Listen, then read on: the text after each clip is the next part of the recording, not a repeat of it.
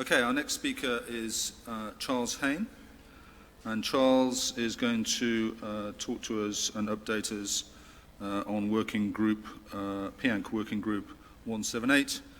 He is the chair of that group. Charles is integrating sustainability and climate change aspects into the new maritime team at Multidisciplinary Consultants WSP. Formerly environment manager at DP World, Charles brings some practical experience of environmental strategy, reduction of greenhouse gas emissions in terminals, and responsible finance in development projects. He's going to present initial findings at this conference as part of a targeted consultation. So we look forward to that. Charles.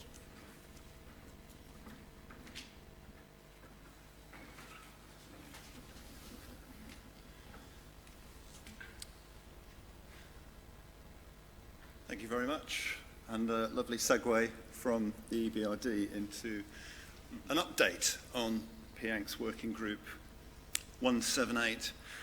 I asked a question at the Green Ports Congress about 18 months ago about climate change mitigation and adaptation, and a deathly silence fell across the room.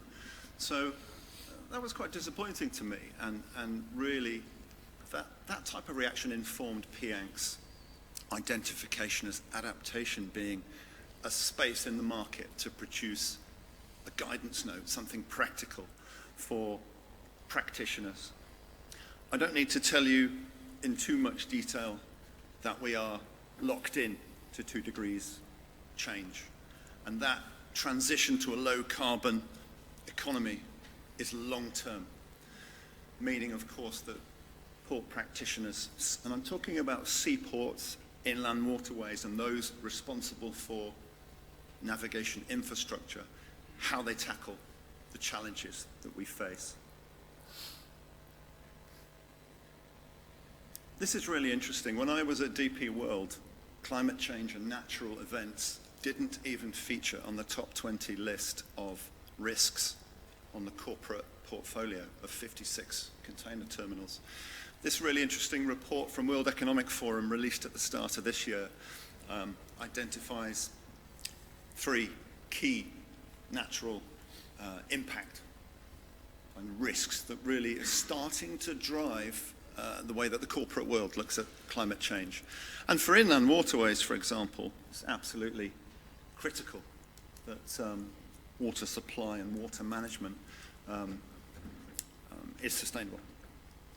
And we're seeing a number of ports report to us that downtime and closures caused by wind events or flooding of access roads show that it's not really just about sea level rise and storminess. We're taking a logical approach which you will have seen before in guidance notes, and there's going to be 7 or 8 steps in our guidance note. But we've summarized it into 4 quarters here, and it won't surprise you to see that you start by defining the challenge for your organization and setting some objectives before moving round the circle of stepped activity. At every stage there is stakeholder engagement, and one of the formative steps that you take after defining your objectives is of course to prepare an inventory of your assets, which is discrete and different for each organization taking on this challenge. So we're going to run through this very broadly. It's very much a summary of how the user is going to approach using this guidance. But let me start by saying who the guidance is going to be for. We're very much targeting this deliverable, this guidance note, at port practitioners, those who have been given the responsibility to do something about climate change adaptation. Now that could well be an engineer, it could be someone in operations, perhaps the health and safety manager, we don't know. But we want to develop a practical guidance document which includes tools such as Excel spreadsheets and an appendix of case studies that is going to be useful. The aim is that we carry, or these users carry this around and are able to dip into it or dip out of it. And I think I can see people in the room from all these different realms, but particularly the operators and the port authorities is where we're targeting that. I think the working group is not trying to overcomplicate things. We need to deliver something that is accessible to those who are at the very beginning of the climate change adaptation story, those who are perhaps at the lower end of the scale of understanding, but at the same time, the steps in the process must be valuable to those who are a little bit more mature in their thinking. So the idea is that the user will be able to prioritize the climate risks and climate parameters which are relevant to their particular setting. And being prepared and doing your homework and getting some blocks of information and data in place is going to help the port user get going. We want to add momentum because taking no action is one of the biggest risks in this space. Nancy mentioned this before, and over the last few days I've heard stories of increased frequency of hailstorms, for example, damaging automotive products, cars in export terminals, for example, in Germany. We've heard through workshops we've hosted as part of the working group that the upper reaches of inland waterways are suffering from excess sedimentation, from increased precipitation, from third parties, so the runoff from roads, blocking drainage systems in rivers and waterways that other companies are dependent on, and who is paying for the increased maintenance that falls outside of normal budgeting parameters. So really interesting dynamics here. And of course, we're taking on board the full range of possible risks that are posed to each facility. The working group, I've seen so many of you in the room. Could you stand up if you're part of the working group or you've presented, you've made a presentation? It's brilliant. We've got here plenty of people that you can talk to and carry on the debate, from port authorities, from academia. Professor Lasada, you can't remain seated. Scientists, people representing pilots and harbour masters, and I think that's a fantastic, it gives us a fantastic insight into the full range of parameters that need to come into this guidance. One thing I will highlight is that the time spent is voluntary, so I would thoroughly recommend getting involved in a PIANC working group, because your knowledge will just go through the roof logarithmically from meeting people from different backgrounds. But I think that one of the valuable parts of this has been workshops that were set up as part of the work activities. So Jan organised a conference with CEDA at the ICE in London. We've had a recent workshop in New York, organised by Canadian participants and the New York and Jersey port.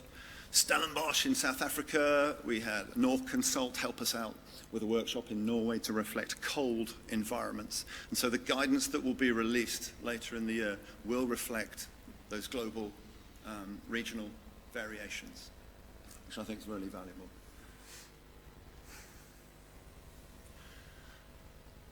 I'm not here to publish the report. I'm here to give a little bit of insight into the types of information that the guidance note will include. And that is that inland waterways and their networks seem to have been a little bit undervalued in previous reporting and publications. They really are feeling the pressure of climate change parameters. And one key message is that short, sharp investment in data collection and monitoring is absolutely essential to ground truth and back up some of the premises that port operators are finding around climate change. It's quite clear that low cost and low tech solutions are absolutely critical to this process of planning your reaction to climate change adaptation.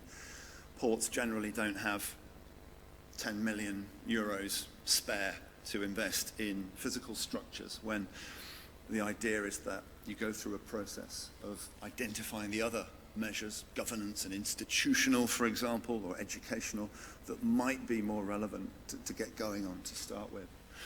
But doing nothing is certainly this paralysis that I've experienced with port operators not wanting to do anything yet, or being afraid to start to make decisions and prioritize where they should be spending money. That's something we want to overcome with this guidance. Now, you've heard a lot from our esteemed fellow speakers about other initiatives and other guidelines, and we are not trying to cover all those things in this guidance. We're very happy to signpost the guidelines coming out of UFIWAC, and these will be hyperlinked in our work. Same with the climate science. We don't pretend that we can explain that in one chapter, and so the reference system to further reading and other documents will be an important part of our work. Now, I'm just going around that circle of the steps we're going to take.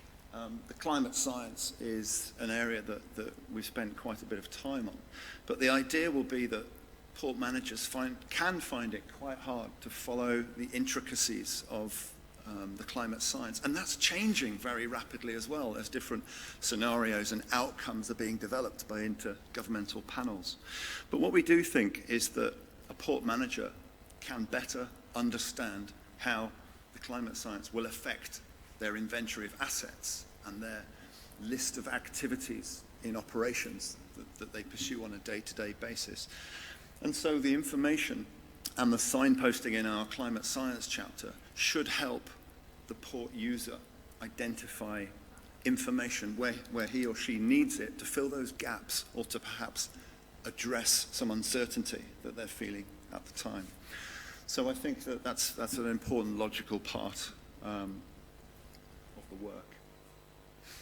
In terms of risk management, I really liked Robin was describing how the Port of London adopted its own risk assessment process involving internal and external consultation with important stakeholders. And each organisation that works through our guidance note will need to adopt its own way of doing a risk assessment process, either with a simplistic traffic light system or perhaps something more sophisticated around embracing the components of ISO 31000. That's the common language for risk assessment that we're referring to. But let's not go into that in too much detail. An outcome of identifying your assets, dipping into the climate science, and then assessing the importance of your risk is then to move on to what options you've got available to you. So sections 4 and 5, or steps in our guidance note, will start to help the user understand the full range of options that are open to them. And again, we're not talking about physical hard engineering structures. We're talking about training initiatives and institutional policy measures that are relevant to pursuing solutions. Section 5 goes on to help the user understand how those options can be evaluated. The context that you're working to may well be that there's a short-term need. It could be that there are regulatory boundaries and restrictions on what you need to do. And also the functions of inbuilt resilience of your existing infrastructure and redundancy. These concepts are talked about in our guidance chapters. It's not easy. It's a very, very complicated subject, as you all know, and the idea is that the guidance note walks the user through a series of steps. If you have a level of maturity in one of those steps and you already know your some of the options which you will pursue and they're budgeted for, you can move on through the steps.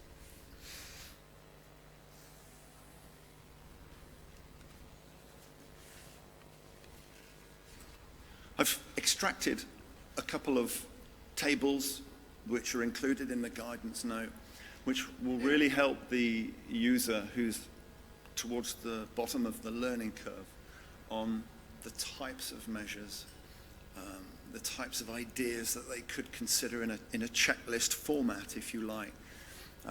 here on the screen. And what you're seeing is the impact of sea level rise, frequency of extreme waves, increased storm frequency, with a series of measures presented in columns. First example here, of course, is taking some physical engineering solutions to the pressure on the board. The other columns outline and remind the user that there are other options open to them, from monitoring and analyzing other engineering features such as residual value. And what you're seeing here, the blue arrows, just will remind the user that you need a hybrid solution to many of the challenges that ports face, and that in combination, these will form your strategy. So this is one of many interesting and informative, detailed tables that the user will see in the documentation. Again, read through the slides at your leisure. You'll be getting a copy of these, and you'll be able to see a little bit about how we anticipate the user grabbing this information and using it as a catalyst to identifying the solutions that they need to pursue.